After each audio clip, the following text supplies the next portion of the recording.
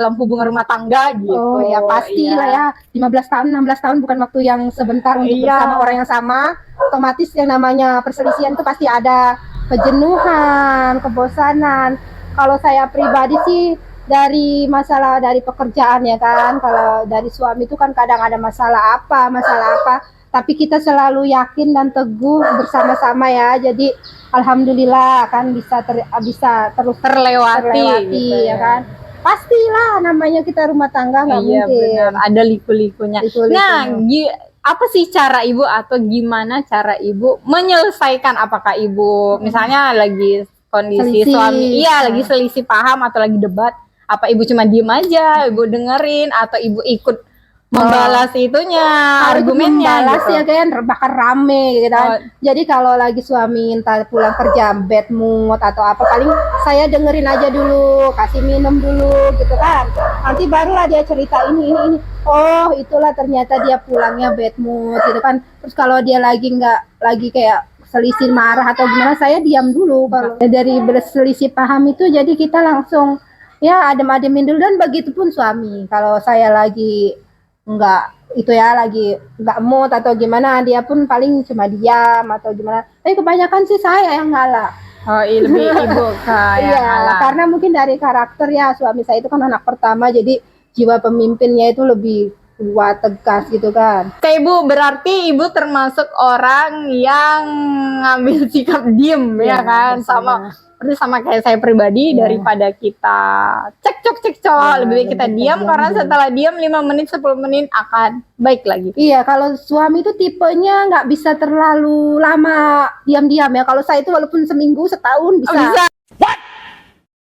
Orang yang tahan diam ya. Ngajak diam itu bisa, tapi kalau dia nggak, tipenya ya sudah marah-marah atau selisih gitu, nanti sebentar-sebentar dia langsung panggil lagi, mau tolonglah minum apa biar. Berarti yang lebih ke ini lagi debat nih, lagi selisih paham. Jadi kan diem-dieman. Lebih ngajak ngomong. Yang lebih duluan siapa? Pasti suami. Kalau saya sendiri nggak pernah ya. Ibu gengsi juga ya kan, gitu. Nungguin gitu. Pernah nggak sih satu ketika ibu lagi selisih paham, diem-dieman, tapi si suami juga diem-dieman gitu sampai berapa hari paling lamanya? Nggak pernah berhari-hari ya. Oh berarti memang suaminya itu nggak tahan gitu ya? 2 jam, sejam itu udah lama lah. Ada aja gitu kelakuannya. Kalau nggak anaknya, kakak tolonglah bilang sama mama. Oh gitu. Anak, apalagi semenjak ada anak kan kurang lah ya intensitas untuk berantem, untuk berselisih gitu kan. Iya, karena udah mikirkan ke masa depan anak juga, kasih contoh ke anak juga. Karena kan apapun kondisi orang tua pasti itu yang akan dicontoh oleh anak-anak kita. Apalagi kita udah punya anak 3, ini biasanya selisihnya tentang anak-anak ya, masalah beda didikan atau apa. Misalnya kalau saya sendiri kan, kalau anak itu minta sesuatu itu suruh sabar dulu, tapi kalau ayahnya itu ya kasih aja kan, saya nggak mau. Jadi selalu berselisih pahamnya tentang itu aja kebanyakan. Oh iya, tentang kebaikan untuk anak dari versi si ayahnya begini, versi ibunya begini. Ya, kalau kita kan pengennya kan nanti dulu lah, anak itu jangan terlalu sering dikasih cepat gitu, biar dia ada prosesnya. Iya, tapi yang balik lagi yang namanya ayah ya kan, kasihan anaknya, makanya lebih dimanjain oleh. Oh berarti di anak-anak ibu yang paling memanjain anak itu si ayah si ayah ya. Berarti mereka lebih dekatnya ke sosok ayah dong daripada ibu, atau? Sebenarnya sama aja sih. Kalau anak pertama itu kan mungkin dekat nggak dekat, tapi lebih sering ke saya. Yang anak yang nomor 2 itulah yang laki-laki ya dekat kali sama ayahnya. Dia adalah partner cari ikan. Iya, kalau mau mancing ya kan. Apa kegiatan ayahnya dia ikutan. Kayak sini anak yang terakhir ya. Anak yang terakhir ya guys. Iya, oke, kita lanjut lagi. Oke Ibu, terima kasih banget untuk cerita-ceritanya. Nah, kita mau korek-korek sedikit lagi. Sebenarnya nggak sedikit sih ya kan, korek banyak lagi tentang kehidupan Ibu. Kayaknya menarik banget buat inspirasi untuk kita semua, para pejuang atau pejuang pemula ya kan, yang lagi merintis. Kita boleh ambil sedikit ilmu dari Ibu ini atau pengalaman hidup dari Ibu, Ibu, ini kan Ibu udah bisa dikatakan alhamdulillah dari segi finansial Ibu udah oke, udah berada keluarga yang berada. Ada nggak sih tantangan dari keluarga terdekat atau dari tetangga suksesnya Ibu gitu? Ada nggak sih? Tantangannya itu kan sebenarnya dari diri sendiri aja ya kan. Pokoknya kalau kita ini tuh kalau bisa itu jangan terlalu banyak megang uang cash gitu. Kalau kita pegang uang itu pasti nanti intinya entah beli apa-apa. Jadi kalau saya dari dulu itu jarang lah ya punya uang nominal banyak entah di dalam cash atau di rekeningnya. Jadi punya uang berapa kita beli semen, beli apa. Diangsur-angsur ya. Jadi si uang itu nggak kemana-mana. Itulah hasil. Oh jadi hasilnya bisa kita nampak ya, daripada cuma kita beli ini, jalan-jalan ke sini, bla bla bla, hasilnya nggak nampak, tiba-tiba uangnya habis. Tapi balik lagi sukses itu butuh perjuangan. Lanjut, tadi kan dari diri sendiri ya, uang cash, lanjut. Dari kesabaran ya kan, dari tetangga, dari apa? Enggak sih, kita kan karena di sini tuh kan hidupnya itu kayak sosialisasinya biasa aja gitu. Kalau kita perlu baru kita apa, kalau ada acara baru kita datang. Jadi kurang kayak mana ya bahasanya itu, nggak terlalu mendalam kali atau gimana. Karena di Batam ini kan kita sudah pada sibuk sendiri-sendiri ya. Jadi untuk mengurusi tetangga atau gimana itu alhamdulillah dapat tetangga yang baik-baik gitu kan, yang saling support gitu. Misalnya nggak ada orang nanya ada kos nggak di mana gitu, pasti oh itu di sana ditunjukin, ada nggak yang kosong gitu. Peran sosial kita juga baik ya Ibu. Jadi orang kenal kita juga pribadi yang baik. Kalau tantangan pasti ada lah ya. Tantangannya dari diri sendiri ya. Dari sendiri, benar. Satu, nggak boleh terlalu banyak pegang uang cash. Buat mama-mama, buat ibu-ibu yang punya uang lebih, jangan biasain punya uang cash karena mata ini liar banget ya kan, untuk menghabiskan uang itu sebentar banget. Karena mencari uang itu lama banget, menghabiskan bisa 1 menit habis. Oke Ibu, kalau dari diri sendiri itu tantangannya uang cash, ya kan? Jangan terlalu banyak ya. Iya, tantangannya kalau banyak uang cash, ya udahlah kita jajan. Oke.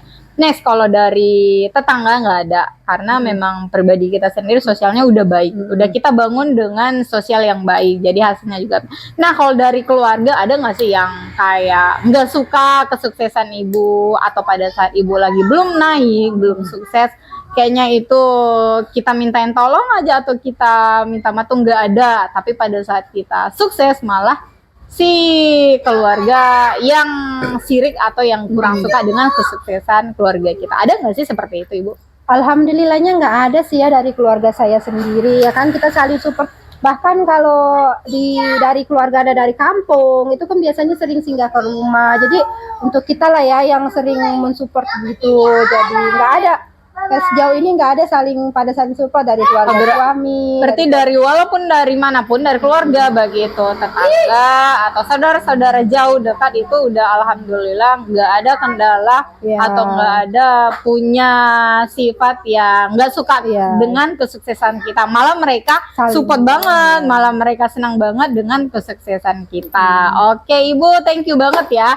Pengalamannya memang menarik banget. Ini kan udah kan asam garam banget ya di kehidupan dari rumah tangga, dari menjalani hidup dari nol ya kan, sampai Ibu udah alhamdulillah sukses. Kasih dong Ibu motivasi atau apa tips buat kita ibu-ibu muda supaya kita juga bisa mengikuti jejak Ibu, dan insya Allah alhamdulillah kalau kita bisa sukses juga alhamdulillah ya kan. Boleh dong Ibu diceritain sedikit ke kita, apa sih tips yang akan Ibu berikan ke kami agar kami bisa juga seperti Ibu insya Allah nantinya gitu. Sebenarnya tipsnya itu kan kita harus sabar ya kan, jangan lupa ibadah, itu aja yang terpenting, yaitu yang sedekah itu.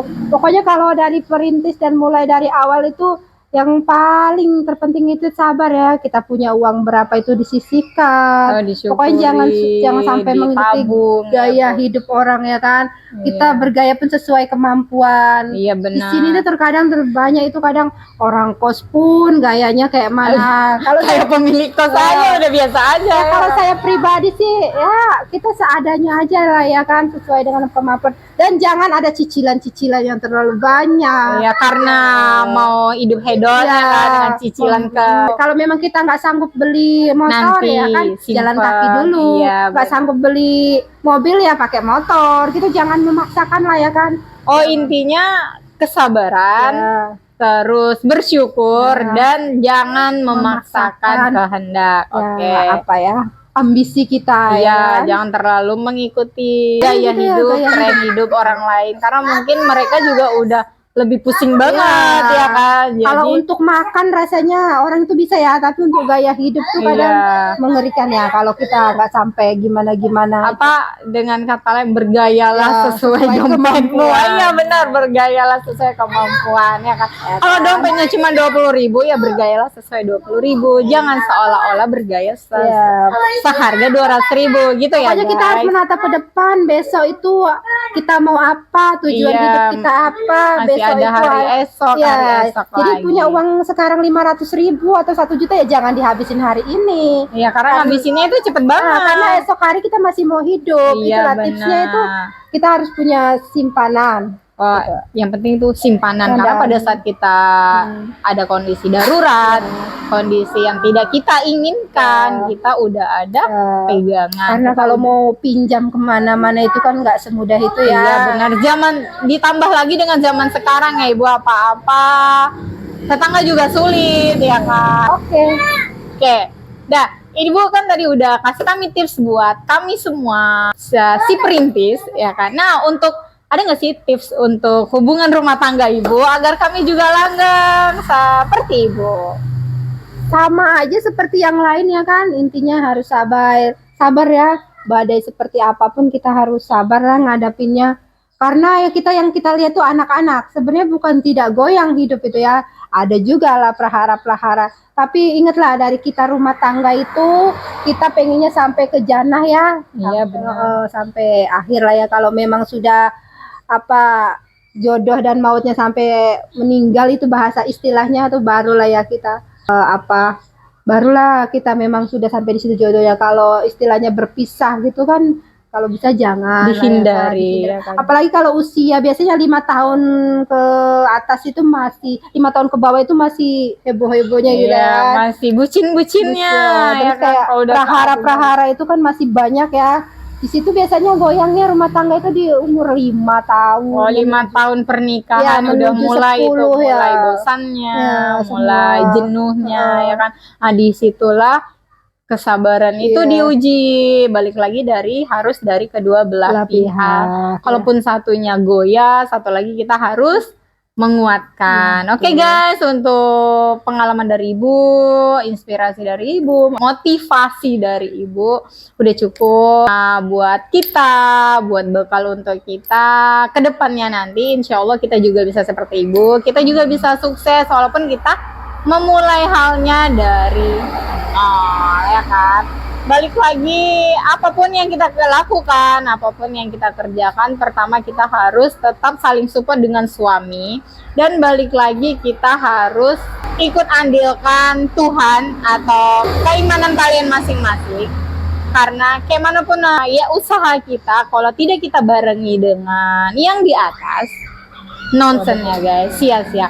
Oke guys, untuk hari ini thank you banget yang udah nonton. Thanks for watching. Oke ya. Oke, untuk hari ini buat penonton curhat mak-mak. Thank you banget. Oke Ibu, boleh dong dibantu untuk channel kita?